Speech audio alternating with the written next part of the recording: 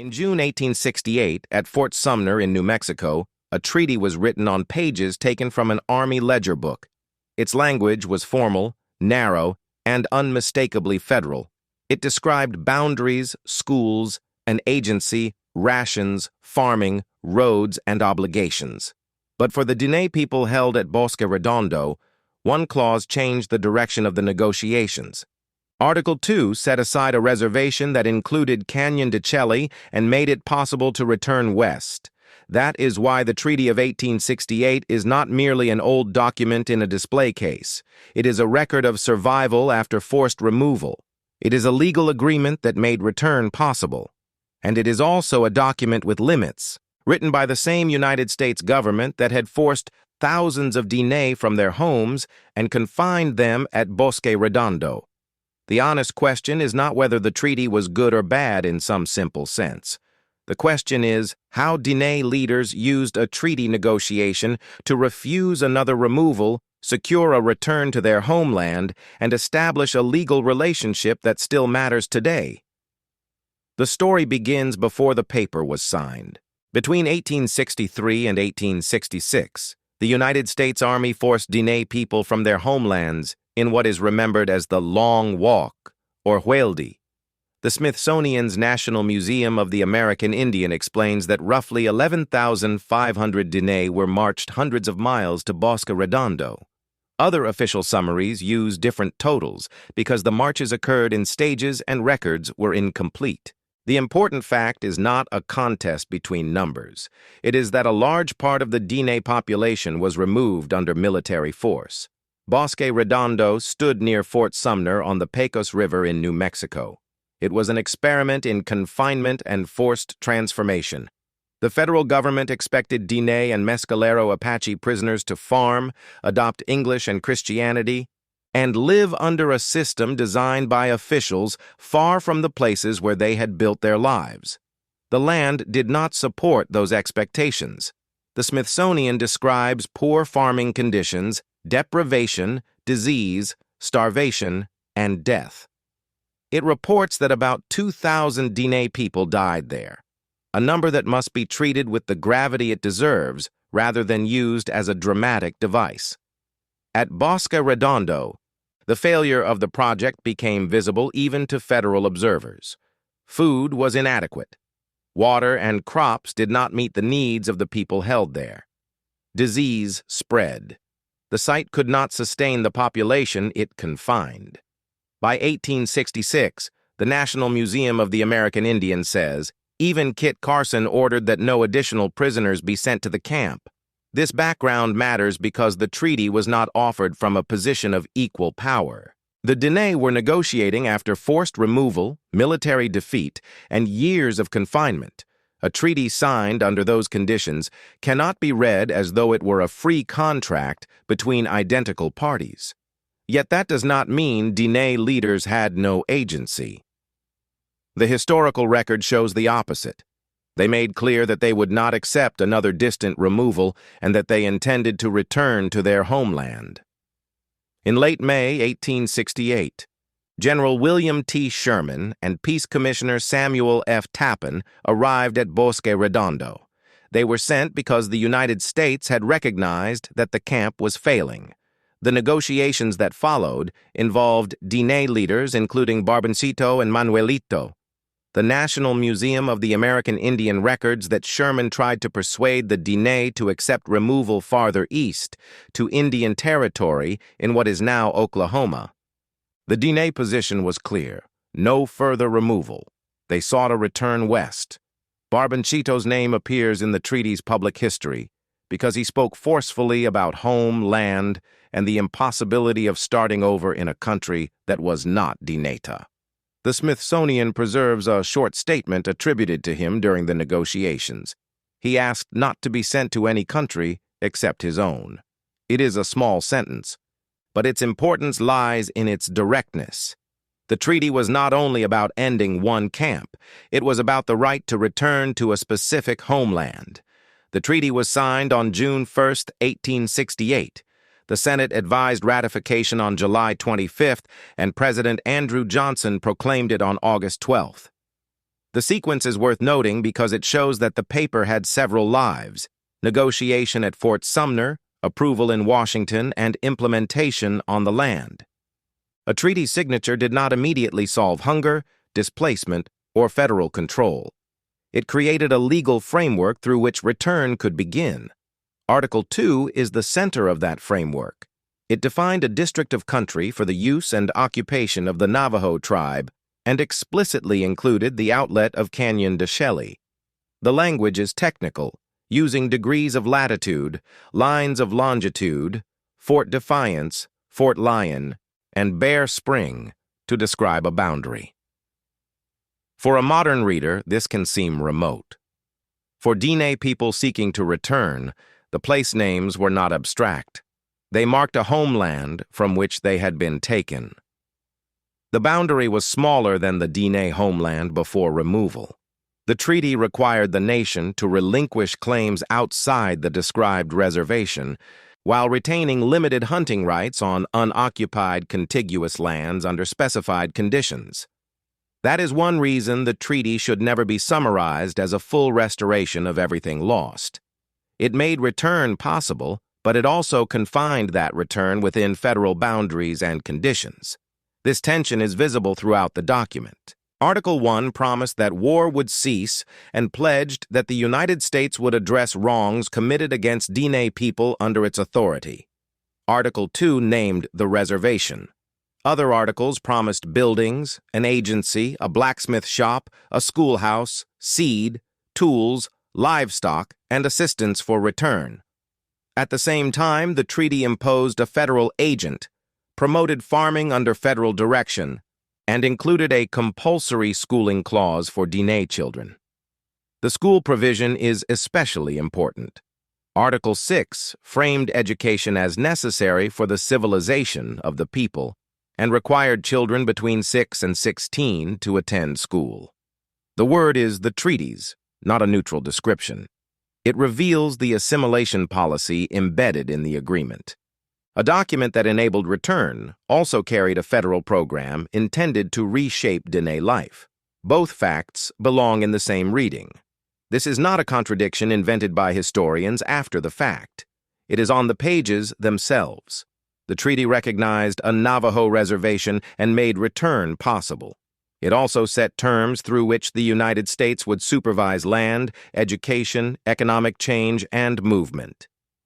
To read only the return is to miss the pressure of the agreement. To read only the pressure is to miss the achievement of the Diné negotiators who refused another exile.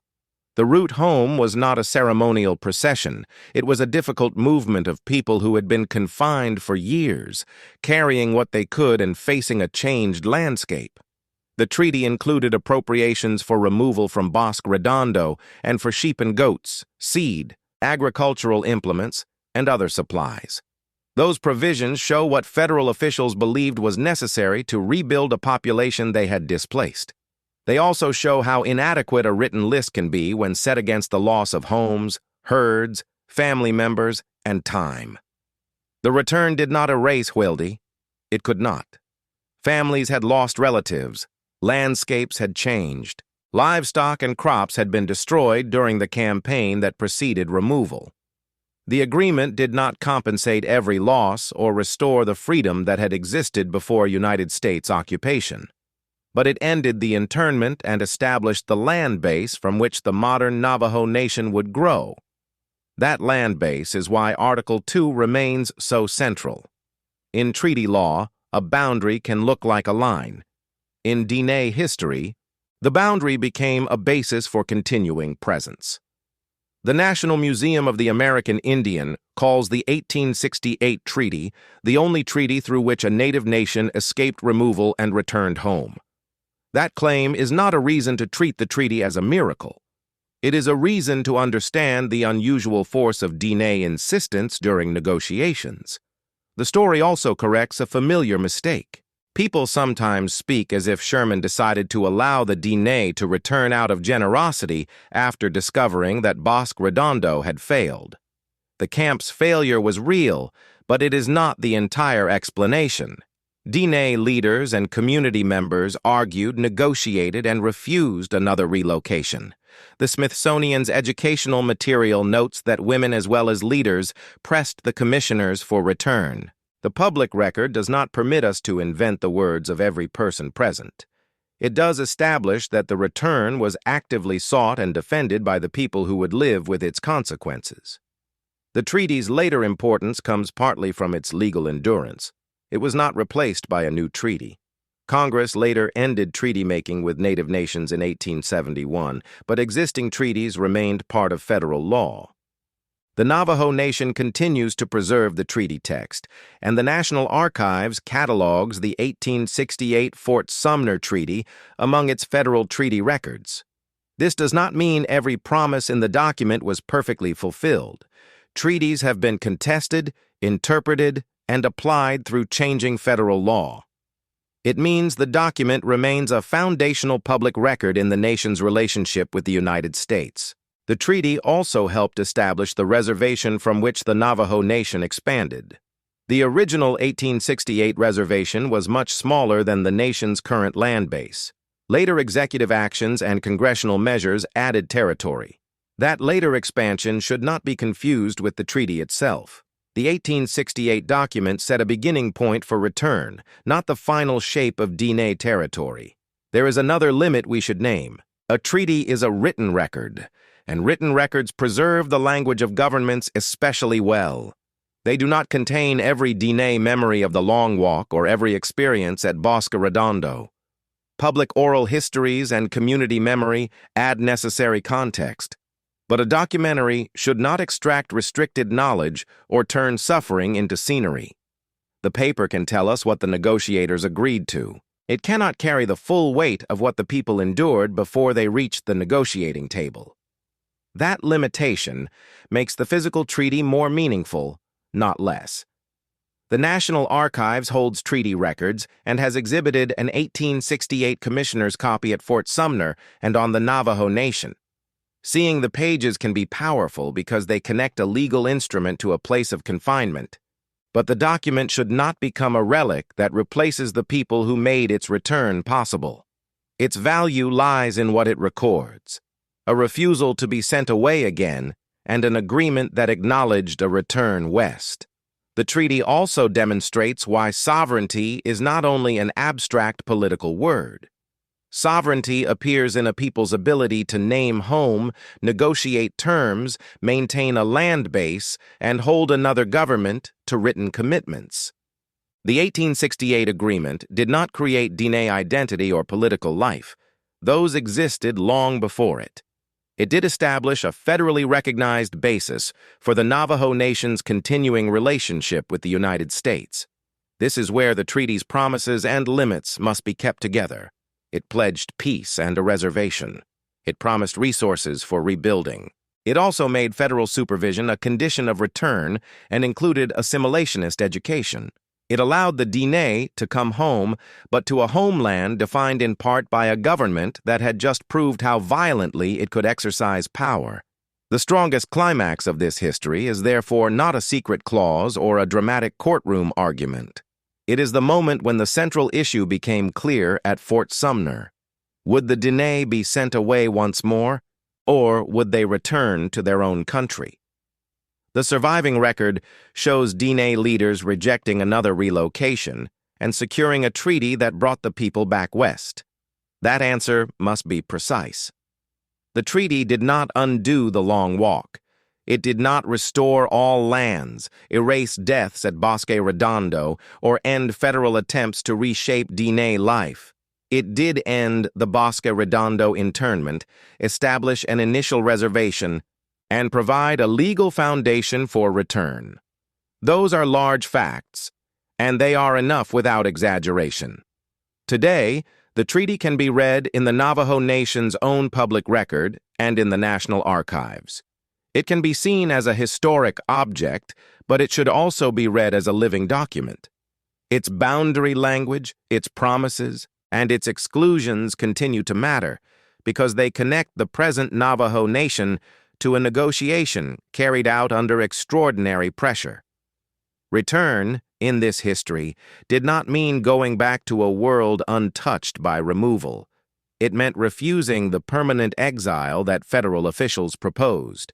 It meant rebuilding in a homeland after years of confinement. It meant treating a narrow legal document as a tool for survival. So the question at the beginning has an answer.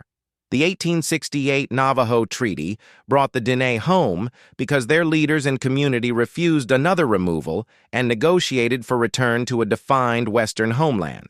The document made that return lawful in federal terms. Its limits are visible in the same text: reduced boundaries, federal control, and assimilationist provisions. The treaty matters because both sides of that truth remain visible. It is evidence of U.S. power, including the power that caused removal. It is also evidence of Diné persistence and diplomatic action.